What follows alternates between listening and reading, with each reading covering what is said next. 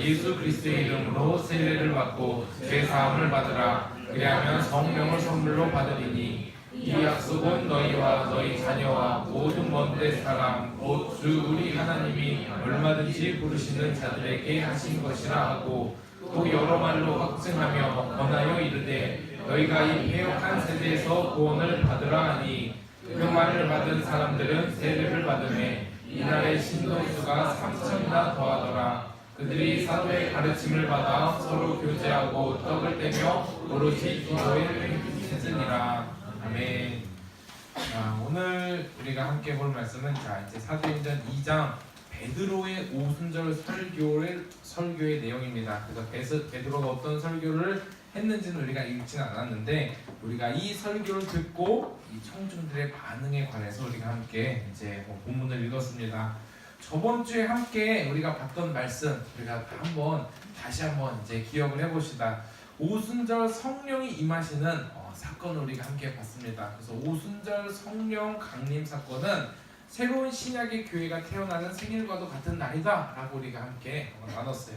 그래서 이 오순절 날은 우리가 지금 이제 맥주 감사절로 이렇게 섬기고 있다라는 것까지 나눴습니다. 그래서 우리가 맥주 감사절을 섬기면서 맥주 감사절을 나아갈 때 이 신약의 첫 열매 되시는 예수 그리스도를 기억해야 되고 우리가 그냥 추수 감사절이랑 비슷한 날인가 라고 생각하는 데서 멈추지 말고 이 오순절 한번 성령 강림하신 그 사건으로 인해서 다시는 우리에게 성령이 떠나지 않는 그 성령의 역사를 우리가 한번 경험하자라고 하면서 함께 나눴습니다. 그리고 그 성령의 충만해서 오늘 베드로가 일어나서 이제 설교하는 내용을 우리가 함께 봤습니다. 오순절 성령 강림이 임하시고 가장 먼저 일어났던 사건이 뭐였냐? 자, 바로 방언이었습니다. 자, 여기서 있었던 방언은 하나님과 나의 신비한 언어 그런 단어가 아니라 정확하게 난 곳 방언이다 라고 이렇게 나눴습니다. 혹시 다 기억나죠? 네, 다 기억날 거라고 믿습니다. 자, 이 난 곳 방언이라고 하는 것은 어떤 개념이냐면 내가 지금 한국말을 하고 있는데 여기 이제 필리핀 사람, 여기 미국 사람, 여기 중국 사람이 다 내 말을 알아듣는 거예요. 그러니까 모든 사람들이 다 각기에서 왔는데 지금 나는 한국말을 하는데 서로 다 알아들어서 소통이 되고 있는 그 상황이다 라고 우리가 함께 나눴습니다. 그래서 이 뜻이 무엇이냐? 내가 한국말을 해도 내가 다른 어떤 말을 해도 다 하나님께서 소통하고 있는 이 역사를 경험해 주신 것, 이거는 지금 일어나는 사건이 아닙니다. 이때 오순절 강림하셨을 때 단 한 번 이루어졌던 단회적인 사건이에요. 그렇기 때문에 이것을 통해서 우리에게 무엇을 말하셨냐? 바로 소통을 원하셨다라는 것을 우리가 함께 나눴습니다. 그래서 우리가 그 자리에 모든 각국 사람들의 언어를 소통을 통해서 우리가 이제 함께 소통하며 증인의 삶을 살아가야 하는 그런 뜻이었는데 이 오순절 성령 강림으로 인하여서 그 방언의 사건으로 인해서 우리에게 이 소통이 우리의 이 관계가 얼마나 중요한지를 우리가 함께 또 봤습니다. 항상 이 성령의 역사가 있는 곳에는 우리 안에 소통이 있어요. 성령의 역사가 있는데 미움과 시기와 질투가 있고 성령의 역사가 있는데 만약에 우리가 서로 소통하지 않는다. 이거는 성령이 제대로 우리 안에 역사하지 않는 것이다 라고 이렇게 보면 됩니다. 반드시 성령의 역사가 있으면 사랑이 넘쳐나고 내가 정말 미워하고 싫어하는 사람들도 성령으로 인해서 소통하면서 이해할 수 있게 되는 것이 참된 성령 충만이다. 성령 충만은 내가 어떤 예언을 하는 그런 것만 얘기하는 거 아니에요. 내가 막 이렇게 손을 내미니까 병 고침을 받고 이런 수준을 넘어서서 우리의 성령 충만한 가장 큰 특징이 서로를 이해하고 사랑하는 이 소통이다. 이것이 우리 공동체에 회복되어야 된다라는 것입니다.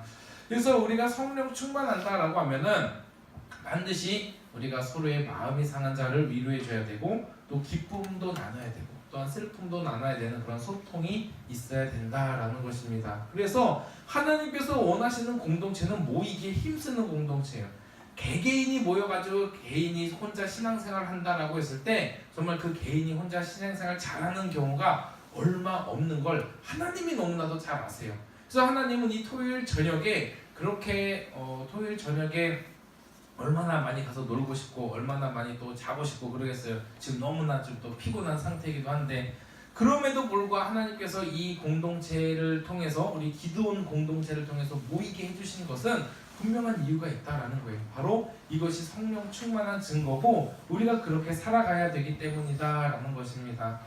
그렇게 성령 충만하면 이렇게 소통이 있는데, 그런데 이런 모습을 보면서 2장 13절에 그들이 뭐라고 하죠? 자, 우리 조금 더 위로 앞쪽으로 가서 2장 13절 한번 읽어봅시다. 2장 13절. 자, 시작. 어떤 이들은 조롱하여 이르되 그들이 쇠실에 취하였다 하더라. 자, 이게 무슨 내용이에요? 나 이거 막 다 모든 한 10개의 민족들이 다 자기네 나라 말만 막 하고 있어요. 그러니까 그 언어를 모르는 사람들은 야, 저 사람들 세술에 취했다라고 그렇게 비난하고 놀리는 상황입니다. 항상 이 주의를 감당할 때 우리가 이제 수련회에서 또 이제 우리가 말씀으로 이제 나아간다라고 다짐을 할 때 반드시 공식처럼 찾아오는 게 뭐냐면 바로 이 조롱과 시험과 시련이에요. 이게 어떻게 보면은 진짜 꼭 공식과도 같아요. 내가 이제는 하나님의 말씀으로 살아야지. 이제는 내가 결단하고 내가 정말 죄악된 거 다 끊어야지. 결단하면 그 결단 못하게 사단은 발악하고 우리를 자꾸 늘어집니다. 우리의 가장 연약한 부분을 딱 잡고 계속 흔들어요. 우리가 그거면 넘어질 걸 아니까. 근데 우리는 다시 한번 그런 사단의 공격을 알고 이 시험과 시련이 올 때 반드시 이기는 우리 청년들이 되기를 간절히 소원합니다. 자, 우리 기도에 관해서 우리가 함께 또 이제 함께 볼 텐데, 이 15절을 보면 우리가 읽지는 않았지만 그렇게 야, 너네 세술에 취했다라고 하니까 베드로가 일어서서 무엇을 이야기를 하냐면 이렇게 이야기를 해요. 15절에 보니까, 자, 우리 15절도 한번 읽읍시다. 15절 시작. 때가 제3신이 너희 생각같이 이 사람들이 취한 것이 아니라. 자, 도대체 이 삼시와 취한 것이 무슨 관계가 있는지 또 굉장히 궁금해져요. 아, 술이 안 취했으면 안 취했다 그러지 때가 삼시니까 우리는 절대 취한 것이 아니다 라는 이 말을 한 이유가 분명히 있습니다. 자, 성경에서의 이 삼시, 뭐 6시, 9시 이렇게 나오는데 이거는 우리가 시간을 어떻게 이해하면 편하냐면 쉽게 거기다가 6을 더하면 돼요. 자, 6을 더하면 지금 우리가 이해하고 있는, 우리가 생각하고 있는, 지금 우리가 쓰고 있는 시간과 똑같아요. 그러면 때가 제3신이 하면은 3 더하기 6은 뭘까요? 9시. 네, 9시예요. 그러니까 9시면 뭐냐면 이 유대인들이 기도하는 시간이었어요. 이 9시가 되면은, 즉 이 시간은 모두 유대인들 모두가 다 기도하고 있는 시간이었기 때문에 당연히 술을 마시지 않았다라는 이야기예요. 이건 뭐냐면은 이 당시에는 이 말이 먹혔다라는 거예요. 이 유대인들이 9시에는 모두가 다 기도를 하기 때문에 그런 잘못을 저지를 일이 없다. 그러니까 이 말이 먹히고 통하는 거예요.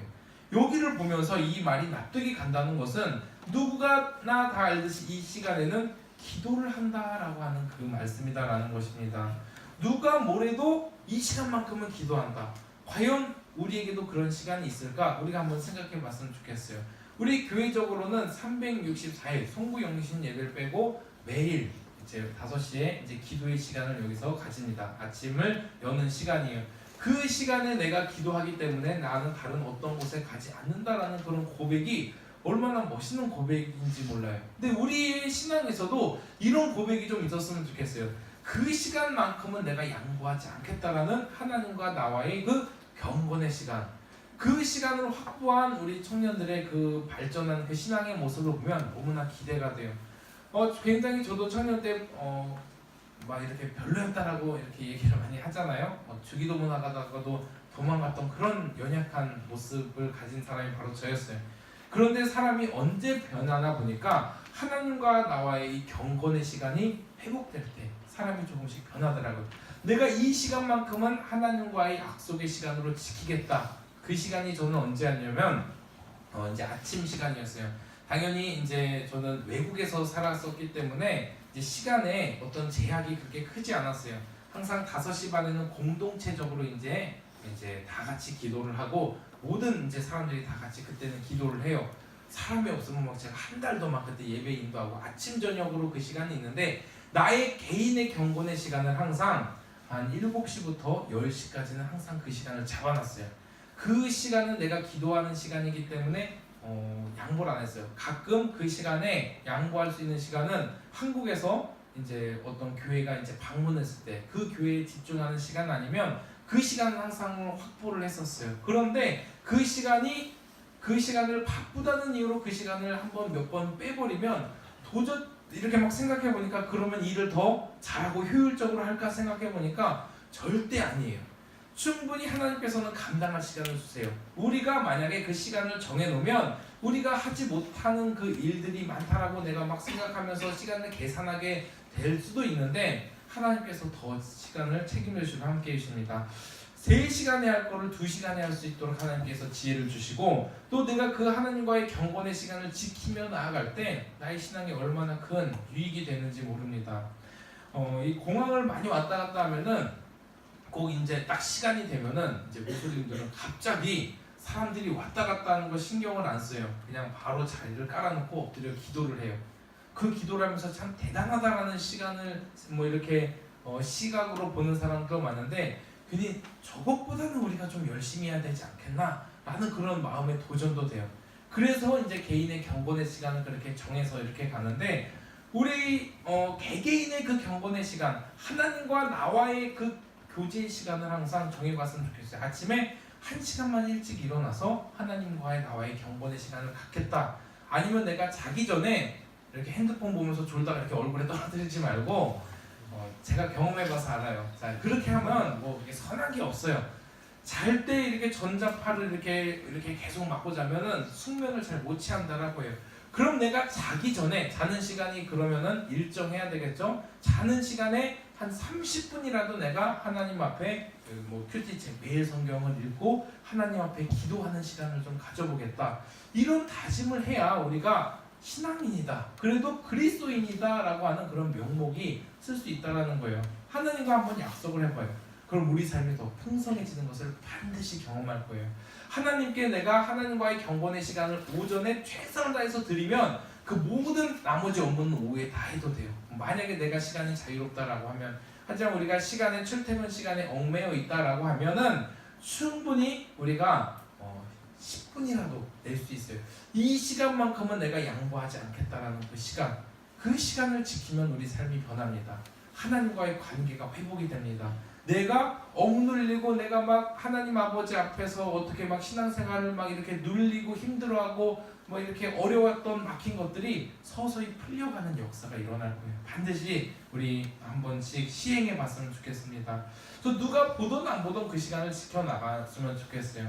우리가 기도를 하면서 계속 기도는 영적인 호흡이다라고 이야기를 하는데 영적으로 호흡을 해야지 수련회 때 딱 한 번 이벤트로 기도를 하는 그런 수준에 머물러서는 안 된다라는 거예요. 기도는 한 번의 이벤트가 정말 아니에요. 우리의 호흡이에요. 호흡을 멈추는데 막 내가 지금 사라지고 있다? 그럼 내가 영적으로 문둥병에 걸린 것이다 라고 생각을 해야 돼요. 아픈데 아픈 줄을 모르는 거죠. 내가 하나님의 양식을 먹지 않는데도 내 영의 아픔과 고통이 느껴지지 않는다. 그 문제가 있는 거예요. 그렇기 때문에 우리가 이 신앙의 이 하나님과의 나의 경건의 시간을 목숨 걸고 지켜 나가야 될 이유가 거기 있어요. 우리가 왜 수요 예배를 드리는지는 많이 들어봐서 알 거예요. 왜 3일 밤 예배를 드리냐? 우리가 일주일 동안 하나님 아버지 앞에 그 하나님의 주일내에 목사님께서 말씀해 주신 것을 듣고 지켜나가야 되는데 인간의 연약함 때문에 그 수요일쯤 꼭 우리가 하나님의 말씀을 놓치고 내 힘으로 살아가려는 우리의 인간의 본성 때문에 3일 밤 예배를 우리가 합니다. 이건 뭐 어디서나 다 마찬가지로 진행을 하고 있는 거예요. 그렇기 때문에 우리의 개인의 경건의 시간이 그만큼 중요합니다. 이렇게 시작된 설교에는 베드로가 어느 말씀을 이용하냐? 자, 17절로 21절입니다. 자, 이것도 한번 같이 읽어보겠습니다. 자, 17절로 21절 요엘서를 이제 인용한 말씀이에요. 자, 시작. 하나님이 말씀하시기를 말세에 내가 내 영을 모든 육체에 부어주리니 너희의 자녀들은 예언할 것이요 너희의 젊은이들은 환상을 보고 너희의 늙은이들은 꿈을 꾸리라. 그때 내가 내 영을 내 남종과 여종들에게 부어주리니 그들이 예언할 것이요 또 내가 위로 하늘에서는 기사를 아래로 땅에서는 징조를 베풀리니 곧 피와 불과 연기로다. 주의 크고 영원한 날이 이르기 전에 해가 변하여 어두워지고 달이 변하여 피가 되리라. 누구든지 주의 이름을 부르는 자는 구원을 받으리라 하였느니라. 아멘. 이 말이 굉장히 좀 어려워 보여도 분명한 메시지가 있습니다. 이 요엘서의 말씀이 오순절에 정확히 이루어졌기 때문에 베드로는 이 말씀을 인용을 하는 거예요. 자, 하나님이 말씀하시기를 말세에 내가 내 영을 모든 육체에게 부어주리니 라고 이야기를 해요. 자, 이 말세는 뭘 이야기를 할까요? 종말이라고 하는 것은 우리가 신학적으로 어떻게 문자적으로 이야기하는 것이 아니라 정확하게 종말, 말세는 우리가 지금 살아가고 있는 이 시대예요. 예수님께서 초림하시고 첫 번째 이 땅에 오시고 다시 재림하신다고 약속을 하셨어요. 그 안을 살아가는 모든 사람이 말세를 살아가고 있는 거예요. 그 말세를 살아갈 때 예수님께서 이제 올라가시고 말세를 살아가고 있을 때 그때 내가 내 영을 모든 육체에게 부어준다라고 말씀을 하셨어요. 요엘서에서 그 말씀이 오순절에 정확하게 이제 성취가 된 거예요. 그럼 이것은 무엇을 이야기하냐면 여기서 나오는 예언, 환상, 꿈 이런 모든 것들은 구약 시대에는 어떤 특수한 사람들한테만 주어졌어요. 그런데 오늘 말씀을 보니까 어떻게 이야기를 하고 있냐면은 내가 내 영을 모든 육체에게 부어주겠다라고 이야기를 하고 있어요. 성령의 역사와 성령의 감동이 구약 시대에는 한정되어 있었어요. 하지만 오순절 성령 강림 사건을 통해서 이 모든 예수 그리스도를 증거하는 영, 바로 이 성령이 우리 모든 육체에게 부어졌어요. 그럼 우리가 이제 모두 다 이제 성령 충만할 수 있는 은혜를 받았다라는 것입니다. 그래서 모든 사람들이 누릴 수 있게 되고 모든 사람들이 그 은혜에 참여할 수 있게 되었다라는 거예요. 이거는 예수 그리스도의 보편적인 사랑을 우리한테 이야기를 해주고 있다라는 것을 이제 알아야 된다라는 것입니다. 그리고 이 설교에 또 특징이 있어요. 자, 이렇게 말씀을 오순절에 이게 성령 강림하신 사건을 베드로가 깨닫고 이 요엘서의 말씀이 이제 이루어졌다라는 말을 이렇게 하니까 어떤 일이 일어나냐? 그날에만 남자만 3,000명이 죽기로 돌아왔다라는 기록이 오늘 우리가 함께 읽은 말씀에 기록되어 있습니다. 야, 도대체 어떤 설교를 했길래 남자만 3,000명이나 이렇게 회심하고 돌아왔을까? 정말 많은 연구가 있었어요. 어떻게 해야 3,000명이 이렇게 돌아올 수 있을까?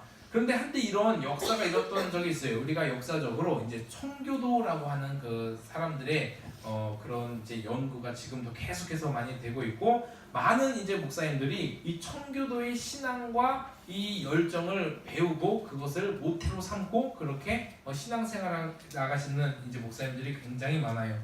그때 이 청교도들도 설교를 했을 때 정말 몇천 명이 돌아오는 역사가 일어납니다. 그러면 이 사람들이 이제 학자들이 연구를 해요. 도대체 이게 무슨 일일까? 어떻게 해야 이렇게 많은 사람들이 회심을 하고 돌아올 수 있을까라고 아무리 연구를 해봐도 탁월함이 없어요. 인간적인 말에 어떤 유순한 말도 없고 탁월함도 없고 직설적이기만 해요. 그런데 수많은 사람이 주께 돌아왔다라는 거예요. 그래서 결론을 내립니다. 하나님의 말씀은 인간의 어떤 능력으로 좌지우지 되는 것이 아니라 성령님의 주권적인 역사다라는 결론을 맺게 됩니다. 마찬가지요. 여기 서 있는 저는 참 많이 부족해요. 말도 막 이렇게 좀 어눌하게 할 수도 있고 굉장히 발음도 안 좋을 수 있어요. 그런데 하나님의 말씀이 전해지면 그 말씀의 능력이 있는 거예요. 이거를 깨달아야 된다라는 것입니다. 인간의 어떤 능력으로 좌지우지 되는 것이 아니라 하나님의 말씀은 성령의 주권적인 역사다. 그렇기 때문에 우리 청년들을 변화시키고 신앙을 성장시켜주는 것은 사람이 아니라 우리 성령님께서 하시는 것이다 라는 것을 보게 됩니다. 그렇게 청중들의 반응이 또 중요합니다. 하나님의 은혜를 받았어요. 그 3,000명이 회심하고 돌아왔을 때 그 반응을 우리가 또 봐야 됩니다. 자, 그 반응이 몇 절인가? 자, 37절입니다. 자, 37절 우리 함께 같이 큰 목소리로 함께 읽겠습니다. 자, 시작. 그들이 이 말을 듣고 마음에 찔려 베드로와 다른 사도들에게 물어 이르되 형제들아 우리가 어찌알고 하거늘. 바로 이 반응이에요. 내가 하나님의 말씀에 은혜를 받았으면 와 좋습니다 감사합니다 끝나는 것이 아니라 그러면 내가 어떻게 해야 됩니까? 라는 반응이 나와야 된다는 거예요. 그러면 우리가 어찌할꼬 라는 반응이 은혜를 진정으로 받은 사람의 어떤 이제 진짜 반응이다라는 것입니다. 하나님의 말씀을 내가 듣고 깨달았으면 그 은혜를 내가 경험을 했으면 그 은혜를 받은 우리가 어찌할꼬라는 그 반응이 성경적인 반응이에요. 그런데 우리는 이 시대가 은혜를 찾아다니는 시대라고 이렇게 이야기를 합니다.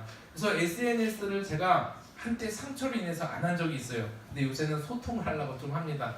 어떤 상처였냐면 여기 좀 환기를 시킬 겸 이렇게 한번 얘기를 해볼게요. 자, 어떤 내용이냐면 제가 선교사 때입니다. 자, 한때 SNS에 상처를 받고 한동안 안 했는데 1년에 정말 딱 한 번이에요. 1년에 딱 한 번 그 필리핀의 모든 사역자들이 다 모여서 수련회를 해요. 그것도 1박 2일 합니다. 1박 2일 하면서 그때 이제 필리핀 친구예요. 자, 필리핀 친구가 이제 저와 이제 페이스북 친구였는데 이제 막 먹을 사진 같은 것들을 이렇게 올려놨어요. 저도 사진을 찍고 그리고 같이 막 어깨동무하면서 막 바다에서 멋지게 폼 잡으면서 막 사진 찍고. 근데 그 친구가 그거를 이제 페이스북에 올렸어요. 제 이름을 이제 태그를 했죠. 그러니까 많은 사람들이 내 이름만 태그하면 다 볼 수 있어요.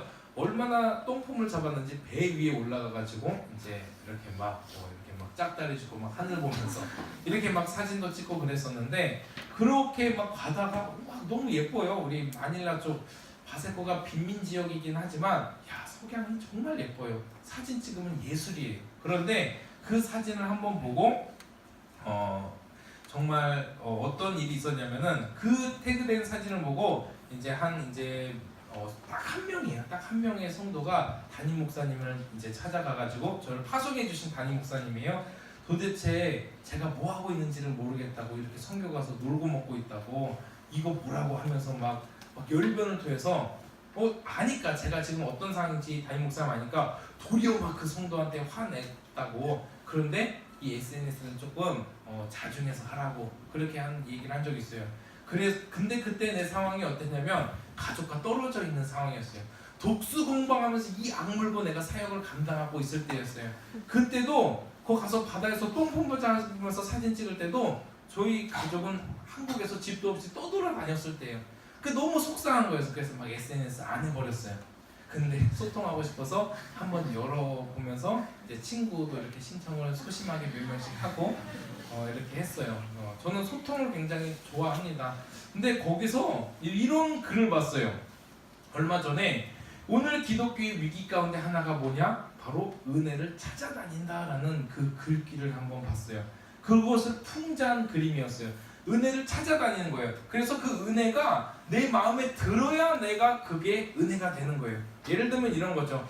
하나님의 말씀은 나의 상태와 상관없이 하나님의 말씀이에요. 근데 이 말씀을 쭉 읽으면서 이 말씀이 나한테 감동이 돼. 그때야만 하나님의 말씀이 된다. 이거는 굉장히 교만한 말이 될 수 있어요. 우리의 상태와 어떤 것과 상관없이 이 성경은 하나님의 말씀이고 지금도 역사하시고 하나님의 영감으로 쓰여진 말씀이에요. 근데 내가 읽어서 감동이 돼야만 내 하나님의 말씀은 아닌 거예요. 그렇기 때문에 우리도 은혜가 마찬가지예요. 하나님께서 우리에게 은혜를 하나님의 방식으로 베풀어 주시는데 나는 내 마음에 드는 은혜만 찾아다니는 그런 일들을 하고 있다라는 것을 풍자한 그림이었어요. 자신에게 맞는 말이 되었다라고 하면 그게 은혜가 되었다라고 하고 혹 동의가 안 되면 인상을 쓰고 있는 거예요. 우리가 같이 열심히 하자라고 청년부 이제 우리 장로님께서도 말씀을 해주셨잖아요. 그래서 우리가 다 같이 힘써서 열심히 해야 돼요. 예배 시간에도 일찍 오라고 하면 우리가 순종하면서 와야 되는 게 하나님이 더 기뻐하시고 복된 일이에요. 우리가 어떻게 해야 될지에 대해서 말씀해 주실 수 있는 분이 있다는 게 얼마나 귀한 일인지 몰라요. 그런데 내 마음에 들어야만 동의하고 내 마음에 들지 않으면 이렇게 한다? 이거는 우리가 은혜를 찾아다니는 은혜의 모순적인 행동을 하고 있다는 것을 알아야 된다는 것입니다. 우리는 개개인이기 전에 공동체예요. 한 몸이고 한 지체예요. 나만 편하려고 할 수 없는 우리의 신앙을 우리가 너무나도 잘 알아요. 그렇기 때문에 은혜를 찾아다니는 우리가 아니라 우리가 그러면 어찌할 거라는 반응이 나와야 돼요. 우리가 어찌할 거라는 반응은 충분히 우리가 계속해서 말씀을 통해서 이제 간사님들을 통해서 장로님들 통해서 또 저를 통해서 계속해서 함께 같이 가자라는 거 독려가 되고 있어요. 그러면 그 말에 순종하는 게 은혜를 받은 자의 어떤 정확한 반응이다라는 거예요. 그게 바로 우리가 어찌할 거라는 반응입니다. 그러면 또 여기서 정확하게 베드로는 어떻게 해야 됩니까? 라고 하는 그들에게 어떻게 해야 될지를 설명을 해줘요. 자, 어떻게 하라고 하냐? 자, 38절 읽겠습니다. 자, 시작. 베드로가 이르되 너희가 회개하여 각각 예수 그리스도의 이름으로 세례를 받고 죄 사함을 받으라. 그리하면 성령의 선물을 받으리니. 아멘. 자, 세례를 받고 죄 사함을 받으라. 그러면 성령을 선물로 준다라고 합니다. 근데 이 순서대로 보면 좀 우리가 오해가 생길 수도 있는 게 뭐냐면 회개를 해야 우리가 구원을 받을 수 있다? 이렇게 생각할 수도 있기 때문이에요. 우리가 이게 어떻게 보면 맞는 말 같죠? 근데 우리가 회개를 해야 구원을 받는다라는 말로 볼 수 있지만 이거는 정확하게 우리 신학이 아니에요. 그렇기 때문에 이 순서에 관해서 우리가 순서적으로 이해하기보다는 우리 신학적으로 이해될 필요성이 있어요. 실제로 이 헬라어는 서론, 본론, 결론으로 쓰여지지 않았어요. 자, 헬라어 문학의 가장 큰 특징이 뭐냐면은 공부를 해보면 알겠지만은 서론이 여기 있고 그리고 하고 싶은 말이 정 가운데에 있어요. 정 맨 끝에 있을 수도 있어요. 그러니까 이 문학이 이제 구조적으로 보면은 우리는 서론, 본론, 결론이지만 서론 그리고 본론, 결론 이렇게 감싸고 있는 어떤 문학적으로 공부하면 인클루지오라고 해요. 그 하나의 문장을 감싸고 있듯이 그렇게 이야기해주고 있는 것이기 때문에 원문적으로 먼저 이해를 해야 돼요.